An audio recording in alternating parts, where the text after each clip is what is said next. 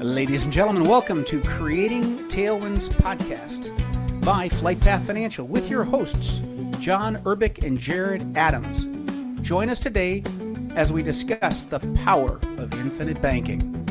And here we go. Greetings, John. Welcome. Another awesome day. How are you doing today? Jared, I'm doing great. Happy Sunday to you. How are things on your side of town? What have you been up to? What's been keeping you busy? Well, let's see. Antoinette just left. She went up to Boston to visit with Anthony, his wife, and our two granddaughters. Yep. Well, they take care of some things up there, so she's going to be up there for the next week, and so I'm here catching up. I know the feeling. We've with kiddos back in school, it's been crazier than ever. I feel like we're just a bus driver to one event to the next. I mean, all three of them are in some kind of a sport right now, and it's awesome. But it's been every single night of the week we're doing something. I remember those days. You're super dad. I know you're an above and beyond guy, and that's awesome. Love it. Well, I think we've got a great topic for today. You want to launch us into it? And I love the mentality of where we're going down with this one. Sure. Yeah, this is for, it's kind of a pilot thing, but it applies to everybody. And most people don't realize, but last year in 2024, I checked the numbers on it, was 24 accidents in 2024, 7 of which had fatalities. Kind of a somber tone. In 2024, 46 accidents? 46 accidents there total. Was 46. Yeah, and 7 had fatalities on those. Wow. When you're in the cockpit, when things don't go your way, when you may have a simple emergency, you may have complex emergencies, and they can snowball, as you know, in a hurry. And Sure. if you make the wrong choice too quickly, what happens? It gets worse. And so, maybe we could just briefly hit on, as pilots, what we do to mitigate that threat, how we create time, and then how, surprisingly, that relates to our finances. And it really does. What do you think? Sure. I think that's perfect. One of the first, things I heard way back early on in, first couple of years flying in the regional world, they would have said, you can't get back runway behind you. You can't get back altitude you don't have, and you can't get back fuel that's not in your tank. Right. And all three of those apply to how much time you have. If you're at 37,000 feet and something goes wrong, you've got a considerable amount of time. I mean, unless it's a rapid decompression and you're just going straight down towards the Earth's crust, you've got a considerable amount of time to figure it out. As opposed to the Air India thing that just happened, where the engines flamed out at about 1,000 feet off the ground. Yeah. You don't have a whole lot of time. No, that was So again, as you're talking about building time, it's also a raw material you've started with as well, right? It is. It's the most important commodity that we have, especially in an airplane, because it gives us time to think. Our cognitive abilities are what separates so many times a good outcome from a bad outcome. You talk about expanding your team.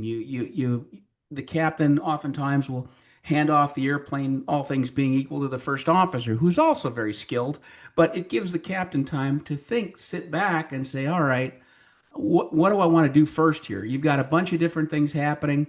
You've got a lot of distractions, a lot of noise. How do you hone in on what's really important right at that moment, and then you work your way through those things?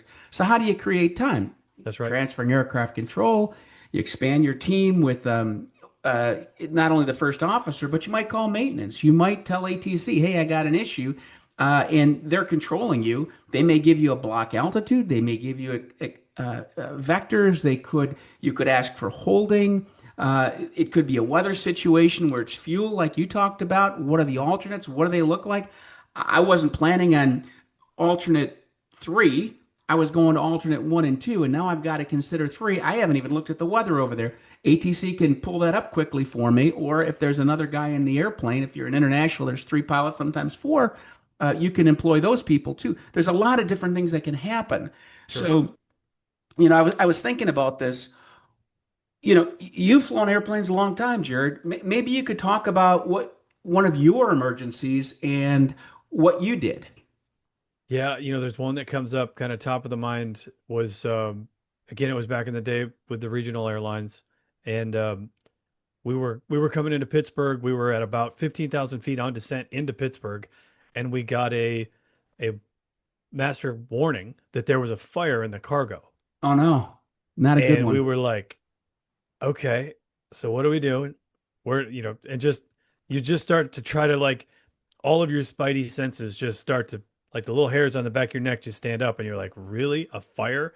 Like these are the worst possible scenarios in terms of, you read Right. all the statistics, you find out there's not a whole lot of time to make these choices. You make them fast and you make them rapid to make a choice on what's going on because you might not have time. You Well, may that one burn a brought hole in the side AirTran of the down in plane. Florida. That's right. You That's know, exactly right. Yep, it's inside the airplane. That's that's right. that's a very serious emergency. So you hear about all these things, you've read all these stories in the past, and yet when it happens, it's difficult to cloud out all of the other noise Right. to know what is the best decision right now. Right. So again, you said start building the team. Like I immediately make sure that the FO is flying, and Yep. immediately we're starting to figure out what's going on here. So we've got a sensor where we can see a temperature in the back. Okay, cool. Pull that page up. Nothing. No, nothing looks out of normal. Hmm. All right. Now I call the flight attendant up. Say, hey, and I'm trying not to spook her because Yeah, of I don't want her to get too excited as well. But I course. say, hey, would you walk to the back uh, lavatory?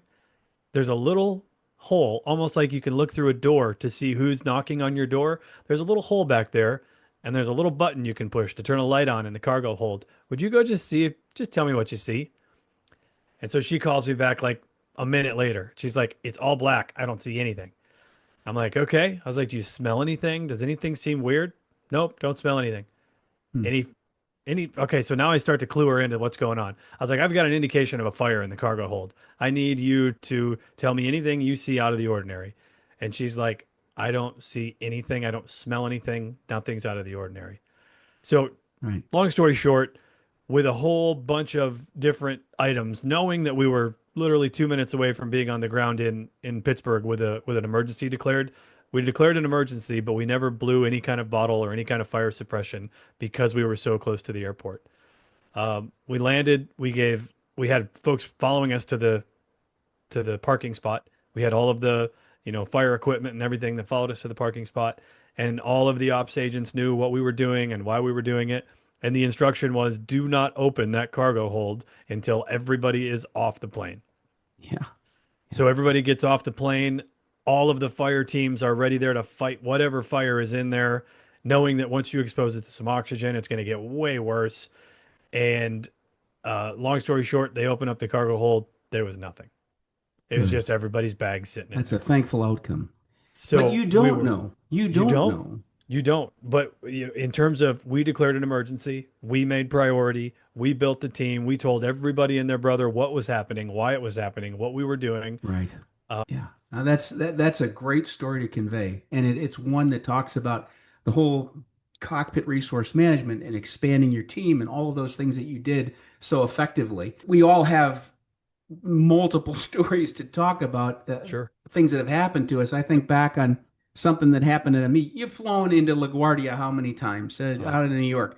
You Hundreds, maybe know, thousands. Friday evening out of LaGuardia, it's not a lot different than New York City traffic. I mean, it's chaos. I mean, it's like a bumblebee on the scope on the TCAS, the Terrain Collision and Avoidance System. It shows where all the airplanes are running. Yep. It's full of airplanes. Oh yeah. And I blasted out of there, Carnegie, and one of the departures out of there.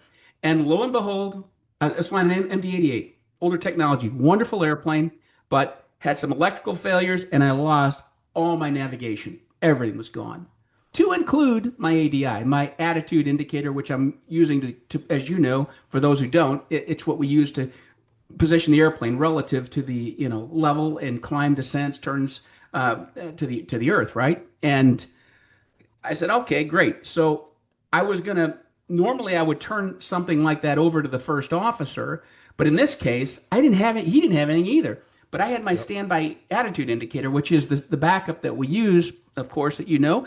And Yep. so I said, I'm going to keep the airplane. I want you to let ATC know that we have this problem. And so we worked through the whole thing. And the short story is He was a great first officer, but he was brand new, but he was disciplined. Checklist, checklist, checklist. Ran through each of the checklists. We got each of the systems back like nothing happened.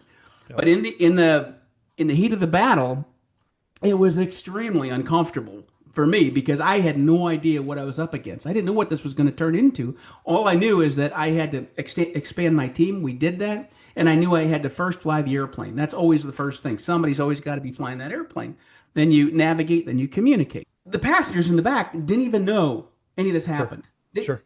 oblivious to it all. Yep. That's the way it should be. That's what a That's right. professional pilot, how they should run the cockpit. In my view, I don't mean to blow my own horn. I had a great first officer. I'll give him all the credit. You've got to build time. You've got to expand your team. You've got to do this. And so that rolls into what we do on a regular basis and why that there's a direct correlation to our finances.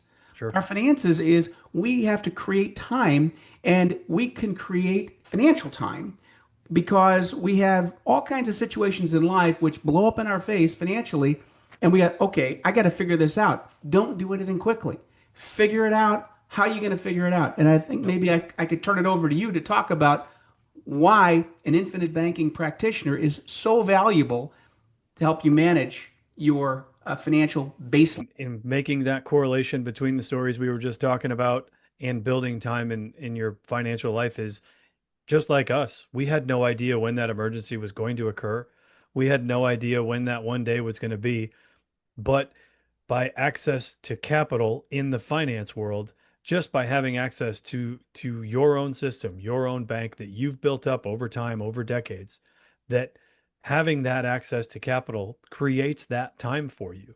It creates that ability to pass the controls to the first officer, to take a bigger picture as the captain, to step back a second and go, what's the best choice for right here, for right now? How do we make this Right. so that the landing is soft, so that the passengers in the back don't even know that we just went through a very difficult time? So that's kind of my synopsis of that is if you build yourself the time, if you build yourself the scenario, Right. you're already set up for success, just as we're talking about as creating tailwinds. How much more perfect of a description could this be by creating an opportunity for your family that when it does go bad, because it's typically happens once a decade where you get dealt a bad hand, how do Yeah. you deal with that? How do you respond to it? Let me ask you a question. Um, Financial emergencies, Sure. not going to happen to me, right? Never. No, never does. That's right. And most people out there are thinking, I'm good. Yep. What did our research bear out on financial emergencies? Do you remember that? It was over between 30 and 40% of US adults have had to dip into some emergency savings in the last year. In the last year, 30 to 40%. So of the 10 people sitting around you in the room, 3 to 4 of those people have had that happen. 30, I think it was 37% could Yep. not afford a $400 unplanned expenditure, Mm. right? I mean, it's pretty Pew Research. Just pulling this up. May 25, approximately 1 in 4 adults had to borrow money from friends or family or had trouble paying for medical care. Mm. That's an interesting one. Yep. 42% of Americans do not have an emergency fund. So there was an interesting stat on medical expenses directly caused about two-thirds, 66% of all personal bankruptcies in the United States. That is, Mm. I mean, think about that. That is huge. An IBC policy properly built, it's not a medical policy, it's not a long-term care policy, but boy, does it have some great riders in there to help along the way. If that, God forbid, something happens to you, that's Sure. not what we're doing IBC for. But that's an added bonus. These are things that people don't even think of. I need cash and I need it quickly. What am I going to do? Yep. I'll just go to my contract. I've got a medical emergency. I can't perform two of the six activities of daily livings because I just had a terrible car wreck. Yep. Oh, I can access not just the cash value component of my policy, I can access actually a percentage of the death benefit, far more than the cash values. That's right. People don't know this stuff. This life insurance is all about risk and controlling risk. Everybody wants to look at the upside. Hey, I'm set. I got my market. I got my stocks are doing great in the market. I got a bond for portfolio. I got this. I got that. And they're looking at the upside. But are they looking at the downside? My father used to tell me, he goes, don't tell me how to get into a deal. Tell me how to get out of it. Yeah. That was huge advice. Yep. And so for the people that out there might be out there listening to this and trying to mull this over in their own heads, this is not hard. This is easily done for you. You don't have to be super wealthy, or if you are super wealthy, this stuff is even more important for you That's because right. it protects your assets. That's right. Yeah, that's very well said. And if you think about what the main benefits are in terms of just starting to control your own banking function and how you can recapture that interest you're paying to someone else's banks, these are the these are Huge. the easy wins along the way. You know, if you recapture that 34.5%, all of the other gains, they mean nothing. Pale in comparison. That's right. I So just, just doing that alone can be a huge win, a huge tailwind for your family. And yet, throughout that process, whenever the next emergency occurs, yeah, you also have access to capital to make sure that you're not part of that struggling crowd right. that's borrowing from friends or family. You know, I hope every single person listening to this never has that happen. Yes, me I hope too. you have 50 years of the most blue skies and tailwinds that there ever was. Amen. Yep. But history doesn't show that that's likely. And so when that does come, what does it look like? Have you built up a small or a large amount of capital that, regardless of what credit crunch is happening at the time, regardless of what the Fed has said the rate is, regardless of all of those things, you can go, I'm ready for some of that cash. Is yours set up that way so that you can take advantage of that? You said that brilliantly. You have clarity going forward, not just today and next week and next year and 5, 10 years. You've got clarity of where you're going to be at, what that's going to look like. Yep. If you've got your money spread out all over the place with these, oh, we'll see what happens here. You have no idea what the future will hold. There's so many stories we could talk about the importance of cash flow. That is the lifeblood of any business. Well, what's a family unit? It's a small business. Financially, you have the same considerations in operating your household, many of the Yep. same considerations. Yep. And this is a way that you could really build a fortress to protect your family. And God forbid something happens to you while you're using it in the banking function, you're backstopped. And I've got a significant liability there, and the market tanks. What's my wife going to do? Well, guess what? Now she's got a pack of life insurance cash that she could use to weather that storm, or if it's not needed, she could sell it, but it buys her what? Time. Yep. Time to think, time Yep. to make good decisions. You and I are here as infinite banking practitioners, not to preach to anybody. We're just here to be part of that expanded team. And we so believe in building the foundation from an infinite banking platform where you can go do all those things. There's Yeah. nothing you want to do crypto, you want to do real estate, you want to do stock, any of that. You can do it all. That's right. But have a foundation, and That's that right. foundation will be your anchor to stabilize that portfolio over time. It's a beautiful thing. I so encourage people to call you or to call me and have that discussion because Yep. we can help. We can be a tremendous help to people if they will just open up that avenue for us. That reminds me of a young lady that I was speaking with recently, who late 50s, and I'll keep her name and the bank that she worked for out of the story, and I'll just tell you that she does a lot of mortgage interest. Sweetest young lady I've ever met. And one of the quotes that she said at the time that we took an application for her to create her an IBC contract, she said, "Man, I wish I would have got this 30 years ago. I can't imagine how much banks have made off of my family over the course of my lifetime." And she said, "Well, are you willing to talk to my younger kids that are in their late 20s, early 30s?" She's like, "They have to hear this." Yeah, I said, "Absolutely." wonderful. Well, that's all we can do. We can be the beacon of good hope, and this is a very hopeful message. The infinite banking is all about helping people achieve their financial dreams, about helping them sleep at night, That's right. through the Yep. difficult times. Yep. It's not necessary to sweat. I Yep. mean, you look at all Imagine these statistics. what Yeah, what how Nelson stumbled upon this in Yeah, the late 80s, right? yeah, yeah, Or in the early 80s when he yeah. had the interest rates were just going bonkers, and he had bought whole life for his entire lifetime. He had bought his first policy when he was, what, 14 or 15 years old? Yeah. He was young.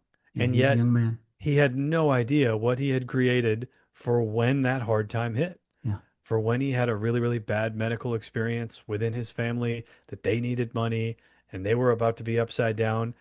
And he stumbled on this. I mean, Yeah. this is not a well-known avenue for, a place to store your capital, a place You know, to, most people don't know about infinite banking. They just don't. Yet it's been around, Jared, for almost 200 years. People don't sure. realize it. Yep. Because why? We use dividend paying whole life insurance from mutual companies to set up these strategies, and Yep. they work beautifully. Yep. McDonald's used them. Some of the Disney wouldn't be around without life insurance contracts. That's That's how right. Walt Disney got. I mean, there's story after story of That's right. Yep. incredible successes. J.C. Penney back in the day. Sure. Many, Yeah, many yeah. great stories. That's right. I just thought it was important for us to draw that correlation between, creating time with airplanes and creating time with your finances. Yep. They are very closely related, Yep. and we want a positive outcome for everyone. We want Yep. nothing but the best for our clients. Even if you're not our clients, we want the best for you. That's But right. take a look at Infinite Bank. There's too many salesmen out there. There's too many people out there selling your product. We're not selling anything. We're teaching. Do we get paid for what we do? Yeah, we get paid for what we do. You and I are cut from the same cloth, like Nelson. That this is about doing good for people. This is not. This is not about filling a bank account for ourselves. It's not. That's right. It just is not. If that's the motivation, you're in the wrong business. Yep.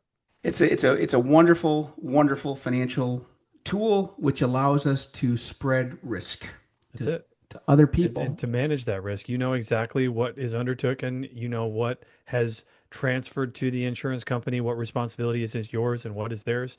You know that the day you sign the contract. Yeah. Yeah. And it's all about risk management and having access to capital. Risk is everything. Understanding risk is everything. It's so right. important. So I think maybe we could wrap it up and Hello. hear your final thoughts on the correlation between creating time. Final thoughts would be, regardless of whether you're in the aircraft or dealing with your family finances, you've got to have an out plan. You've got to have the resources needed to be able to weather any storm, to handle any emergency. And what better a way to do that than through a IBC style contract, a infinite banking concepts policy that is structured properly for your family and for your home. Wonderfully said. Well, with that, Jared, I will sign off. I wish you a wonderful day with the family, and thanks for making time. Thanks for all you do on a regular basis. And everyone should give Jared a call. He's an awesome individual, great guy to know, and very, very knowledgeable in the infinite banking space. You won't go Far wrong. too kind. Far too kind. So, I got a great mentor. well, you're kind back. Thank you. Thank you. Thanks, John. Have a great rest of your day. We'll You talk too, soon. Jared. You take care. Thank you. Bye-bye. We'd like to thank you for tuning in to today's episode of Creating Tailwinds podcast with your hosts, John and Jared. As always, we welcome your questions and critiques. You can reach us through the Contact Us tab at flightpathfinancial.com. Remember, it's all about how you think. As Nelson Nash has said about infinite banking, give it your close attention, and it can make a radical improvement in your financial future.